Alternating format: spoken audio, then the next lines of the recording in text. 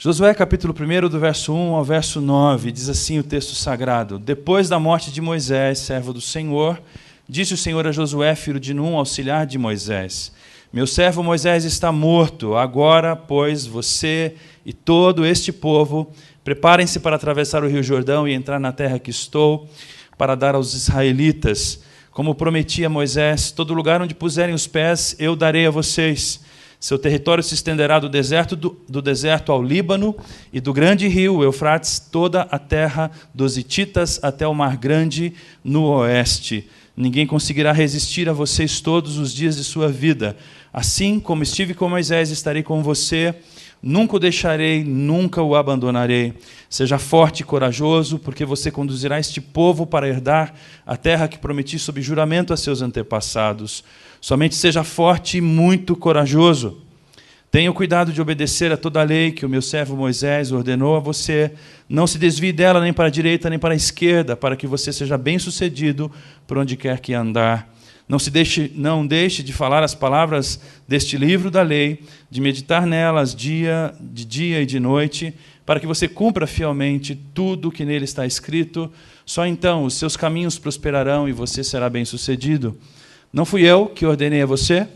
Seja forte e corajoso. Não se apavore nem desanime, pois o Senhor, o seu Deus, estará com você por onde você andar. Amém. Na semana passada, nós conversamos aqui nesse lugar, talvez você não estivesse, sobre Deus, eu, a patroa e as crianças. Eu compartilhei com os irmãos pelo menos 4 verdades sobre como construir uma família e pedi licença a vocês e usei quase que o meu testemunho pessoal, mais do que as Escrituras, obviamente, para dizer para os irmãos como foi que eu construí minha família. Então, hoje eu tenho 45 anos, sou casada com aquela linda mulher, tenho 3 lindos filhos, um genro, não tão lindo assim, e 2 netos maravilhosos e lindos, tá certo? E a gente tem uma vida feliz, dentro, obviamente, dos ciclos da vida. Não tem nenhuma redoma de vidro lá na nossa casa para impedir que coisas estranhas aconteçam, tipo o vazamento de água num dia que todo mundo saiu de casa e a gente chega no final do dia e a privada está vazando o dia inteiro, então a gente já sabe que a conta esse mês vai pegar. Mas nós falamos 4 coisas. Onde começa a sua família? E lembramos que a nossa família não começa quando você se casa ou quando você começa a namorar. A sua família começa na sua família de origem. E aí é verdade que você vai conviver com as dinâmicas da outra família, o DNA da outra família, os hábitos da outra família, as manias da outra família, e de vez em quando você vai ter que jantar com a sua sogra, você vai ter que passear com o teu sogro, porque eles estão vivos no teu cônjuge. Eles estão ali. E é importante que você perceba que, se você quer entender o seu cônjuge, entenda a família de onde ele veio. 2, famílias são construídas no tempo e no espaço, e isso muda muita coisa. O que valeu para sua mãe quando criou você, não vale para você para criar os seus filhos. Isso é muito importante. As famílias existem no tempo e no espaço. No espaço, por causa das circunstâncias, favoráveis ou não, que você foi criado, o espaço mudou também. A casa pode ser uma casa maior ou uma casa menor, uma situação melhor, uma situação pior. De qualquer maneira, o tempo e o espaço muda tudo, a cultura muda tudo. Criar filhos no tempo de Josué não é criar filhos no nosso tempo. E você tem que perceber essas mudanças, especialmente para entender seus filhos. E os nossos dias são especialistas em mudar de cabeça, porque os dias agora estão muito rápidos, a revolução da informação muda tudo. Os especialistas dizem que uma geração, há 30 anos atrás, você levava, em média, de 25 a 30 anos para pular uma geração. Hoje, eles dizem que as gerações são trocadas em 8 anos. Então, é muito rápido, muda muita coisa, tá certo? Terceira coisa que nós falamos é que não existe família perfeita. Se você acha que você tem um ideal e tem que seguir esse ideal, que a família do pastor é o ideal, que a família do Josué é o ideal, que a família do Davi era o ideal, que a família... Enfim, não existem famílias, não existe um padrão familiar ideal. Famílias são famílias e Deus vai construindo. E o importante é que a gente progrida como família e que a gente não fique parado no tempo ou que a gente ande para trás. Nos nossos encontros de casais, a gente sempre diz que casamento ou ele cresce ou ele regride. Não existe casamento estável. Isso é uma verdade para as famílias também. As famílias precisam crescer. Se elas não crescem, se elas não se aprofundam, se elas não criam intensidade, intimidade, e isso tudo custa caro, elas acabam se esborrachando adiante. E a última coisa que eu falei foi que nunca é fácil. Construir uma família não é fácil e eu acho que nunca vai ser fácil. Hoje eu quero falar sobre a liderança paternal e a sua influência. Eu falei um pouco disso, né, no domingo passado, e eu quero hoje, então, me aprofundar sobre esse assunto, sobre esse tema. A história que nós acabamos de ler é a história de Josué. Ela pode ser resumida de uma maneira simples, dizendo assim: Josué era um pai de família que recebeu uma promoção no trabalho. De repente, ele era só um auxiliar, ele substitui o chefe dele, e a tarefa era cuidar de uma grande família. Pensa uma família grande. Essa família que Josué vai cuidar traz muitos problemas para ele. Ele é o chefe dessa família. Naquele modelo que ele vivia, o trabalho dele era essencial porque todos olhavam para ele. Josué era a referência para todo o povo. Então, ele assume essa posição. Na verdade, ele herda essa posição de Moisés, o grande estadista do povo de Deus. Você lembra daquele que nasceu no Egito, foi criado pela filha do faraó, e que ele é levantado por Deus para tirar o povo de 400 anos de escravidão. E é ele que sai com o povo do Egito e por 40 anos peregrina com o povo em meio às intempéries do deserto. E agora Moisés está morto e Josué é aquele que vai terminar o trabalho de Moisés e Deus vai usar a vida dele. Então, o Josué é um pai de família que tem que administrar tudo isso, todas as dimensões da sua vida, mas ele não se esquece de que tem uma família. E aí, no final da vida dele, Josué diz essas palavras bem conhecidas: mas eu e minha família serviremos ao Senhor. Isso diz para nós que, depois de tudo que ele fez, do seu trabalho, da sua vida, dos desafios que ele enfrentou, ele conseguiu construir a sua família. A sua família ficou perto dele. Ele cuidou da sua família. Isso que nos traz um grande alerta. Você não pode cuidar da sua vida profissional e esquecer da sua família. A sua família vem antes da sua vida profissional. Ok? Bom, falamos tudo isso aí na semana passada. E hoje eu quero começar a história de Josué, e já li para você parte dessa história. Esse texto narra o chamado de Deus a Josué. Josué assume esse papel, esse chamado, depois de Moisés. E como eu disse, todo esse contexto da história de Israel, talvez você já conheça, já tenha ouvido falar, uma história bem conhecida.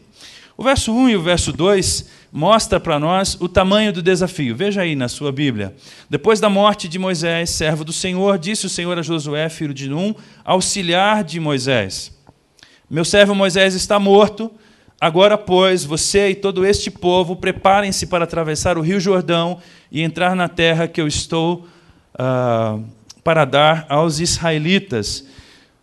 O grande líder morre, o grande estadista está morto, e Deus chama Josué, o seu auxiliar, e diz para ele assim: você deve preparar o povo e se preparar para entrar na terra prometida. A pergunta que eu me fiz aqui, faço a você, é: como é que você se vê? A maioria dos homens, ou melhor, a maioria dos jovens não conseguem se ver como homens no futuro. Eu quero dizer o seguinte: demorou muito tempo para perceber que eu não era mais o auxiliar de Deus, ou auxiliar de alguém. Eu era o protagonista da minha história.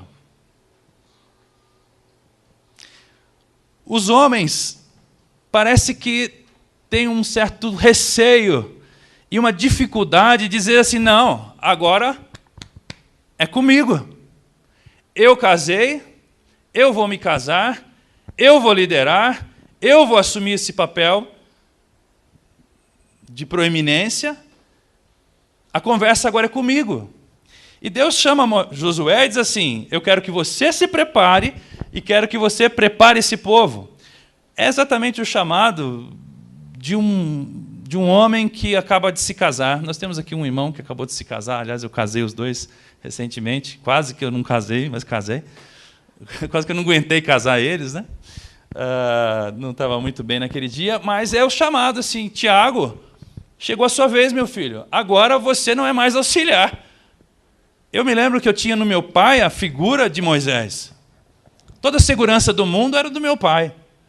E dos primeiros anos da minha vida, eu corria por Moisés e assim: Moisés, ó, o bicho está pegando lá em casa, como é que eu faço? Não, meu filho, faça isso, faça aquilo, não faça isso, não faça aquilo. E enquanto meu pai não partiu, parece que eu não acordei que agora eu sou o responsável pela minha casa. Então, a pergunta que eu me fiz aqui é: como é que eu me vejo? Você se vê um sucessor de Moisés? Você se vê um homem à altura para assumir tamanha missão de construir sua família? Josué era um auxiliar, ele não era o protagonista.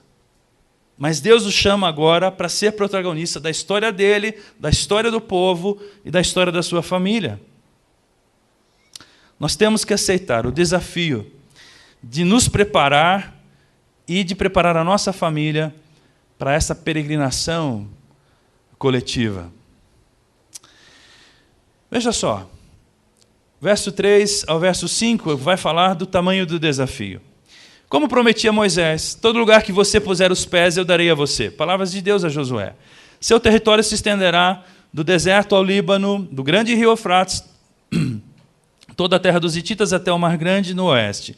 Ninguém conseguirá resistir a você todos os dias de sua vida. Assim como estive com Moisés, estarei com você, nunca o deixarei, nunca o abandonarei. Isso aqui é muito interessante, porque dá para nós a dimensão do desafio de Josué. E eu gostaria que você pensasse no seu desafio. Por exemplo, meu pai veio do interior de São Paulo, um migrante. Ele chega em São Paulo sem nada, nada mesmo. Ele vai dormir no fundo de um bar na primeira semana que chegou aqui. E quando ele termina o seu desafio, ele termina a sua caminhada, ele já tinha trazido a sua família, a família da minha mãe, já tinha comprado 3 imóveis, ele já tinha uma barraca de feira, ele já tinha se estabelecido nessa grande selva de pedra. O desafio dele foi esse: ele construiu a sua vida. E tudo que a vida implica, tá certo? Teve filhos, teve genros, teve noras, enfim. A minha observação sobre o desafio do Josué: alguém pode me dizer qual é o quilômetro quadrado mais disputado de terra no mundo nos últimos 2000 anos? Aonde fica o quilômetro quadrado mais disputado de terra no mundo nos últimos, 2, 3 mil anos? Por causa desse quilômetro, por causa desse espaço de terra, pessoas morrem praticamente quase todos os dias. Alguém sabe dizer onde fica esse lugar? Israel. Há confusões e mais confusões. O Trump vai liberar para construir, para Israel construir na Palestina, os palestinos não querem, e mata 2 palestinos, mata 3 israelenses, e volta a briga, e ninguém quer tirar o pé dali. O espaço islâmico está lá, aquele lugar, aquele território, era só esse lugar que Josué tinha que conquistar. Deixa eu perguntar para você, como pai, como homem, qual é o território que você vai conquistar? Você acha que você vai montar sua firminha e no dia seguinte todos os seus concorrentes vão pedir falência porque você entrou no mercado? Como é que um homem constrói seu território? Não é nada fácil, não é? O desafio de um homem criar sua família, conquistar o seu espaço na terra, conquistar os seus bens, não é fácil, meus irmãos. Adquirir bens, educar os filhos, sustentar a família. Mas o grande desafio para Josué, e o grande desafio para mim e para você, o maior dos desafios é esse aqui: ensinar os nossos filhos a amarem a Deus sobre todas as coisas. Josué, prepara-se você, mas prepara o povo também. E Deus vai dar a instrução, olha, você tem que se preparar. E como é que você faz isso? O texto vai dizer para nós como é que ele tinha que fazer isso. Porque se nós, meus irmãos, vencermos em tudo, eu já disse isso hoje, mas fracassarmos na tarefa de ensinar para os nossos filhos, de trazer a presença de Deus para dentro da nossa casa e para dentro das vidas deles, nós podemos ter sucesso em tudo, mas teremos fracassado naquilo que era essencial. Esse é o grande desafio. Veja o verso 6 e o verso 7 até a parte A do verso 7. Seja forte e corajoso, porque você conduzirá este povo para herdar a terra que prometi sob juramento aos seus antepassados.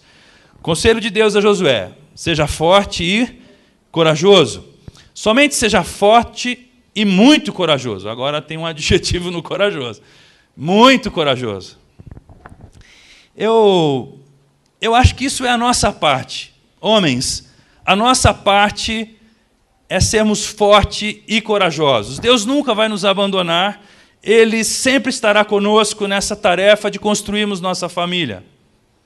Agora, existe uma parte que nós temos que fazer sozinhos. Foi assim com Josué, com o povo naquele tempo, e será assim conosco. Quantos dos nossos meninos procrastinam o casamento porque têm medo de se casarem? Medo. E quantos se casam e continuam com medo?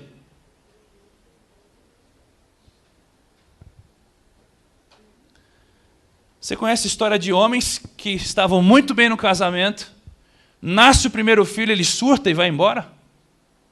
Conhece histórias assim? Você conhece uma história assim? Levante sua mão. Eu conheço várias histórias assim. Por quê? Por que ele faz isso? Medo.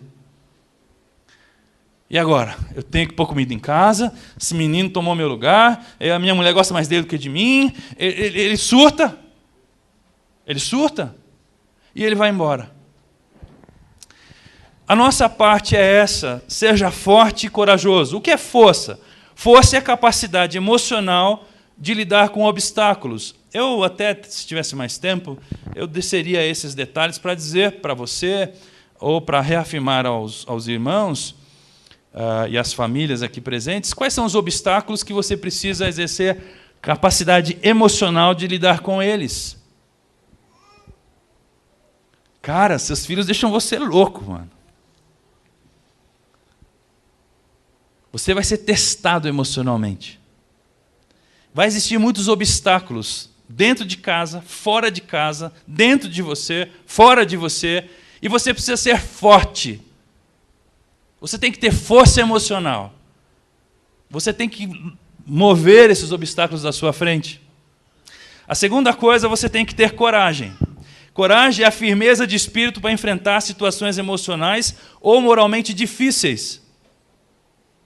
Se você olhar e dizer assim, não consigo, não vou, não vai dar, você fracassa. Você tem que ter coragem. Você não pode ser um abestado e fazer tudo sem juízo. Isso não é coragem, isso é insensatez. Mas você precisa ter coragem de ter conversas difíceis. Você precisa ter coragem de romper com padrões repetitivos. Você precisa ter coragem de reconstruir sua história. Você precisa ter coragem de abrir um negócio ou fechar um negócio. Você precisa ter coragem.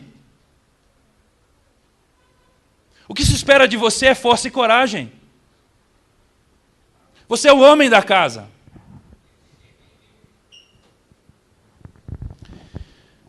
Eu indico a você que você assista a esse vídeo, Conduzindo Nossos Filhos a Deus, a vulnerabilidade dos meninos nos tempos pós-modernos, pastor Jader Borges. Digita isso lá, Conduzindo Nossos Filhos a Deus, você vai achar. Se não, me manda um zap, eu mando para você o link. Nesse estudo, o pastor Jader vai dizer assim, uma coisa só que ele diz assim: estamos vivendo uma geração de pais confusos, desorientados e, de fato, perdidos. E aí ele vai insistir que os nossos meninos não têm referências masculinas. E é verdade, meus irmãos. Quer ver aqui quantos homens nós temos que vão servir na escola dominical e servir de referência masculina para as nossas crianças? Quantos? Quantos homens dão aula na escola onde as nossas crianças passam a maior parte do dia? Quantos diretores de escola você conhece? Diretor homens mesmo. Eu conheço alguns, mas não sei, tenho minhas dúvidas. Homens? Força e coragem define mais as mulheres do nosso tempo ou define mais os homens do nosso tempo? Eu não vou responder essa pergunta. Bom, é isso. Verso 7, a parte B do verso 7 e o verso 8. Tenha o cuidado de obedecer a toda a lei que o meu servo Moisés ordenou a você. Não se desvie dela, nem para a direita, nem para a esquerda, para que você seja bem-sucedido por onde quer que você andar. Não deixe de falar as palavras deste livro da lei e de nelas meditar de dia e de noite, para que você cumpra fielmente tudo que nela está escrito. Só então os seus caminhos prosperarão e você será bem-sucedido. O que Deus está dizendo é assim, muito bem, o segredo é esse, Josué.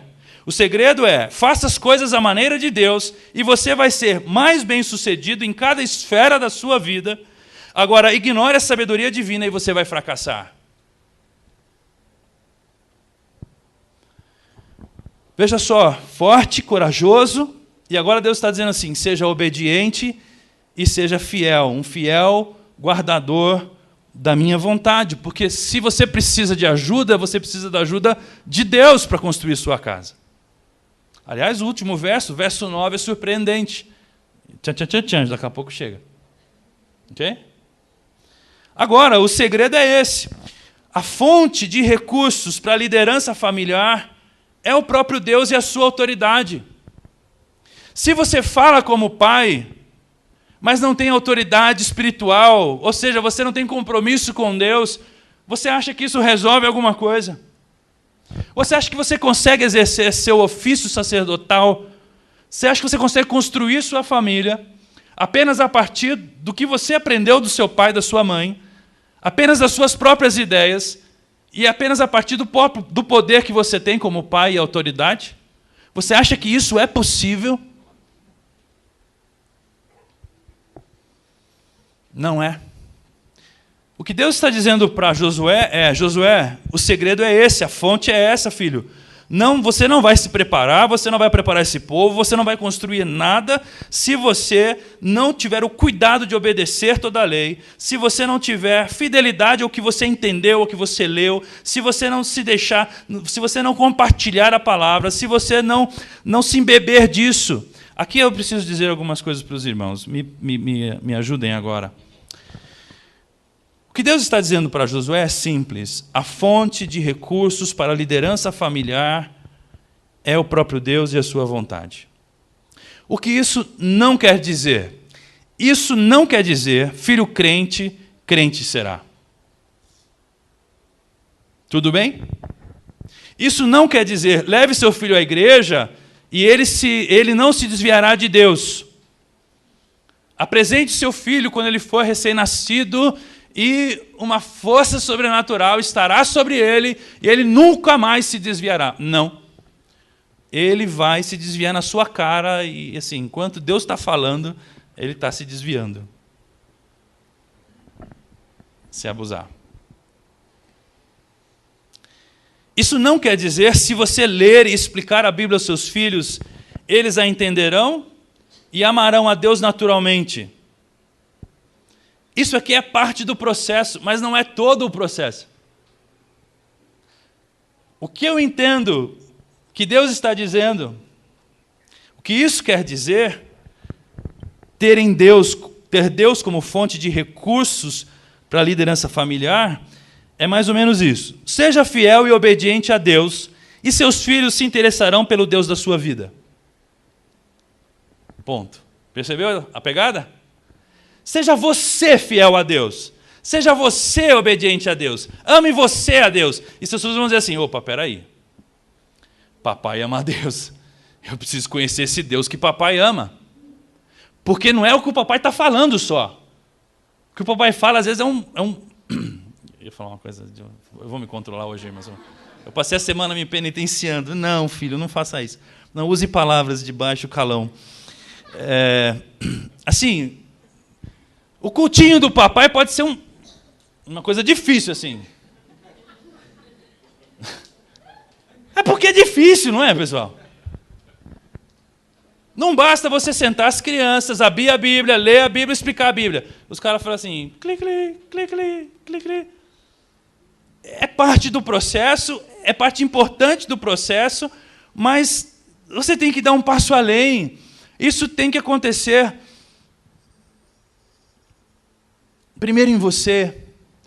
Os nossos filhos, eles vão perceber isso.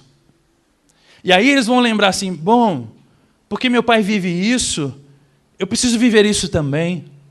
Porque minha mãe me ensinou assim, eu preciso aprender isso também. É assim que funciona. A outra coisa que eu acho que isso quer dizer é que tenha a natureza de Deus e então você fará as coisas do jeito de Deus.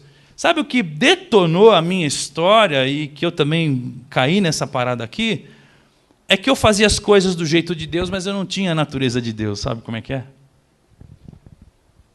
É assim, você fala em nome de Deus, você sabe tudo de Deus, mas a natureza de Deus, o perfume de Deus, o jeito de Deus, você não consegue mostrar. Aí fica uma coisa autoritária, fica uma coisa vazia. Não, o jeito está certo, mas o espírito está errado. E isso é um problema sério, porque as crianças percebem essa incoerência. Elas olham e falam assim, papai, o que o senhor está falando está certo, mas o seu jeito está errado. Se temos que liderar nossa família, temos que ter a natureza de Deus e fazer as coisas do jeito de Deus. Outra coisa que isso quer dizer, tenha a natureza de Deus e você vai ter o poder de Deus para construir sua família. Irmãos, isso não é uma coisa simples, eu nem sei como explicar isso aqui exatamente para os irmãos. O que eu estou querendo dizer é que não se constrói famílias por um discurso moral. Não se constrói famílias assim. Se constrói família com um testemunho moral. É muito diferente. A última coisa sobre o que isso quer dizer, para mim é, ame a Deus sobre todas as coisas e você vai ser bem-sucedido na construção da sua família. Se você ignorá-lo, você vai ter muita chance de fracassar. O final do verso 8, Deus está dizendo, só então seus caminhos prosperarão e você será bem-sucedido. O verso 9 diz assim, terminando, não fui eu que ordenei a você? Seja forte e corajoso, não se apavore, não desanime, pois o Senhor, o seu Deus, estará com você por onde você andar. Sabe que esse verso 9 para mim é a cereja do sermão, a cereja do bolo. Porque é o seguinte, Christian, para quem começou a vida com 17, criar sua família com 17, num dado instante, eu achei assim, eu chamei a responsa para mim e falei, vou fazer acontecer. E, encarei o desafio, com todos os meus defeitos e as minhas borradas. Só que tem uma coisa aqui no verso 9, que se nós, pais, não entendermos, o peso se torna insuportável sobre a nossa cabeça. Olha o que o verso 9 está dizendo. Não fui eu que ordenei você? O verso 9 está dizendo assim, foi eu que chamei você, não foi? Fui eu que te chamei, não é? Não foi você que se autoproclamou, foi? Não foi você que assumiu tudo para si. Esse projeto, filho, não é só seu. Esse projeto é nosso. Sabe por que isso é a cereja do bolo? Porque, cara, isso tira uma tonelada das suas costas. Nós não construímos nossas famílias sozinhos. Foi Deus que nos deu essa posição, foi Deus que nos fez a promessa, foi Ele que nos deu os bens, Ele que nos deu os filhos. Então, não pense que você está no controle. seria muito para você.